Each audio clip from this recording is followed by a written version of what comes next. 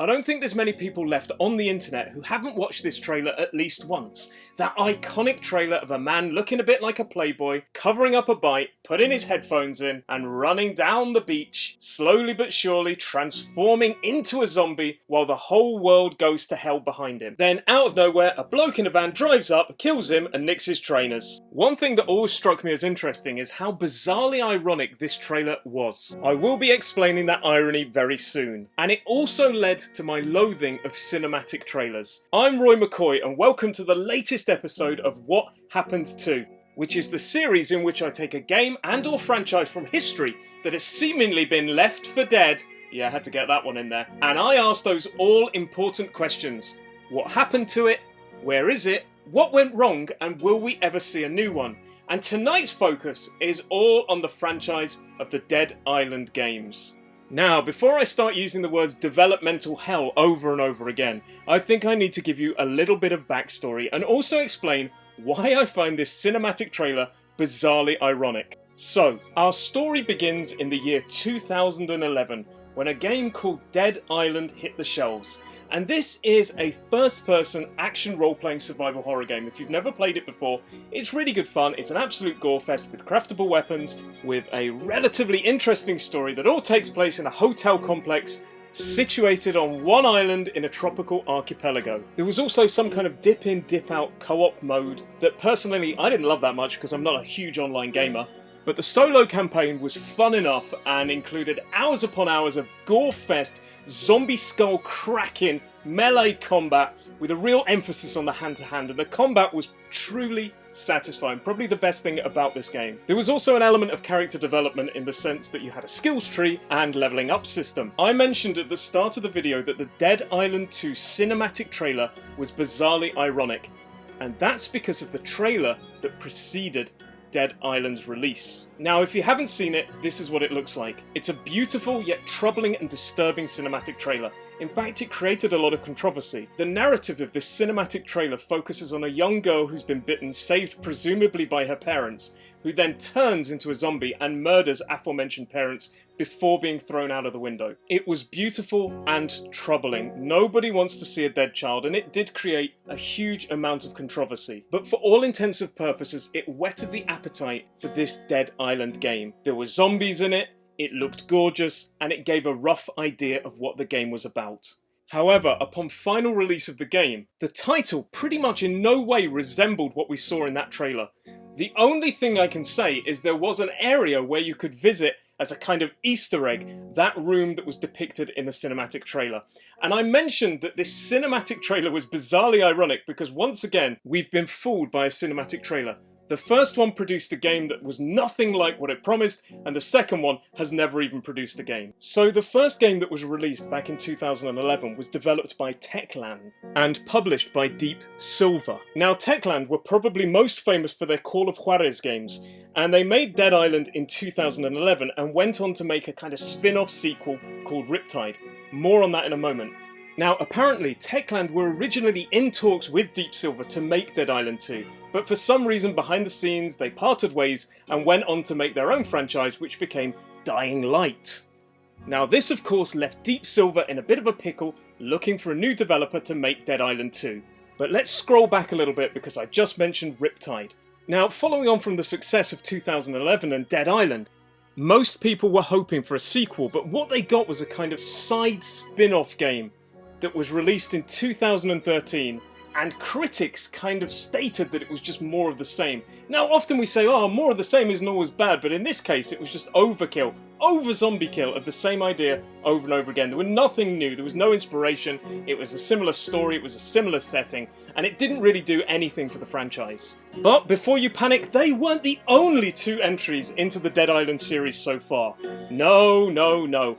If you happen to be like me and bought the definitive edition on PlayStation 4, you'll have also been treated to a 16-bit side-scrolling game called Dead Island Retro Revenge, which I downloaded, opened up, and then immediately proceeded to delete it because it wasn't interesting in any way, shape or form for me. If you did give this game a chance, and you were more open-minded than I was about it, because I wanted a first-person action RPG game, I didn't want a side-scrolling 16-bit game, let me know if it was any good in the comments below. But the spin-offs and other ideas in this franchise didn't stop there. No, no, no. Other than Dead Island Riptide, and that 16-bit retro game, there was something called Escape Dead Island, which is a third-person adventure with a kind of cel-shaded art style. There was also a cancelled multiplayer game called Dead Island Epidemic, and a recently cancelled app game called Dead Island Survivors. That's not to mention, of course, Dead Island 2, which never happened. Well, maybe I should try and say hasn't happened yet. We like to maintain a little bit of hope on this channel. So now you have all of the backstory, and that leads us back to that point where Techland had verged off and Deep Silver were looking for a new developer. And they landed on Jogger Development, which was a studio famous for Spec Ops: The Line. And in 2014 we were treated, once again, let's put it on again because then you can watch it a second time like I have over and over and over again, that trailer of the man turning into a zombie as he runs down the beach. And fans went pretty wild, they got really excited. The new idea of a new setting, we were no longer on a tropical archipelago, no, we were in California. The game promised better crafting, new stories, better combat, and iconic landmarks including the Hollywood Hills and the Santa Monica Pier. There was also the promise of visiting San Francisco, and everything at this point looked pretty damn rosy for this game. And that was right up until 2014 at Gamescom, when we received, or we saw for the first time, a demo, a demonstration of the in-game gameplay. And the fans went, nah, because it looks like, you can see it from here, it looks like more of the same. Just more of that same gameplay, that same content, that same crafting, and yes, sometimes more of the same is good, but not when people have already been complaining about it. Now apparently there were 4 playable characters, of which only 2 were shown, there was only a handful of new zombie types demonstrated, and not all of the craftable weapons were there, but sadly at this point, the majority of fans seemed underwhelmed by what they saw. And that feeling of being underwhelmed was apparently shared by Deep Silver. The release date of the game was moved back from the proposed 2015 to 2016, and Jogger and Deep Silver parted ways, seemingly due to a differing vision by both Jogger and Deep Silver of the future of Dead Island 2, which once again saw Deep Silver looking for another developer, and this time Deep Silver turned their attention to Sumo Digital, a UK-based developer seemingly quite famous for their driving games. What?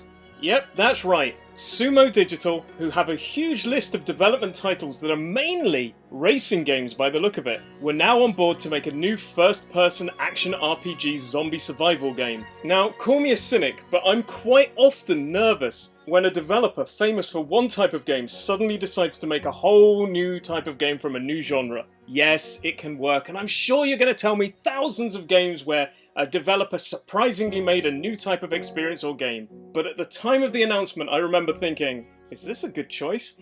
Are we ever going to see Dead Island 2? Now, of course, amongst that huge list of driving games, there are other types of games in there too, and Deep Silver wouldn't have chosen them if they hadn't believed they could do the job. But it still seemed like a very, very weird choice for me. But anyway, they took over the project in March 2016, and then for the next couple of years, Deep Silver pretty much in 2017 and 2018 did announce to reassure us that yes, Dead Island 2 was still in production, which is kind of like if you're a huge football fan, or soccer for my American viewers, when the chairman of a football club gives that manager the dreaded vote of confidence and say yes, he's the man to lead us forward, and shortly after, the manager gets sacked. Now for me, alarm bells do ring when developers or publishers say, yes, the game is still happening, don't panic, the game is still happening, because that generally means they're worried the game is being forgotten because they acknowledge it's been such a long time. Because when they made that dreaded announcement for the second time in 2018, it had already been 5 years since we'd seen Dead Island Riptide. And if the rumours be true, Dead Island 2 at this point had already been in development. No, wait! It's the first time development hell since 2012. 6 years in the making, and still we're only getting announcements of a second developer on the team, and yeah, don't worry, it's still being made. And if all those wonderful signs didn't yet convince you that this game was indeed in trouble, then there was yet to be another twist in the tale. And this relates to the merge with THQ Nordic. In 2019, THQ Nordic announced that the development of the game had changed hands once again to Dambuster Studios, which is an internal studio of Deep Silver. So there we have it. After 8 years of development, this game is now on its third developer, and we still have zero official announcement of when or where we will see this game. And I say where because we were promised a PS4 release. And if anything now, that looks more like a PS5 or a PS Never release. And before we move on to that moment of speculation, there is one more interesting twist in this story.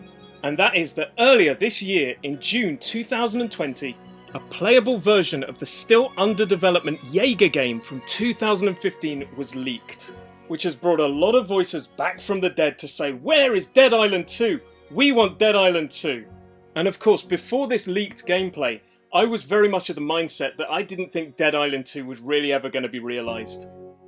And that was compounded by the fact that earlier this year, around the same time of that leak, the online app game was also cancelled. It was brought to an end. And for me, that signalled that the Dead Island franchise was pretty much finished. However, THQ Nordic will be very much aware of the furore and the excitement that was generated by this leaked gameplay. And also looking at the fact that THQ Nordic is quite famous for working on older franchises and remastering them. A good example of this is the recent Kingdom of Amalur Re-Reckoning, which I didn't love, but THQ Nordic brought it back from the dead. So this brings us on to the final moment of the game. Do we ever think we'll see another one of them, and when could it be? And honestly, I think we will. I think this franchise is a good opportunity for a developer to make a lot of money. And I wouldn't be surprised around the time of Dying Light 2, when that gets released, that we get some form of announcement about Dead Island 2. That would be my prediction, and that we could indeed be seeing Dead Island 2 being released on the PS5 in 2021, or indeed early 2022. Those are my predictions. Let me know in the comments below when or if you think we will ever see Dead Island 2. But for now, this is Roy McCoy, out.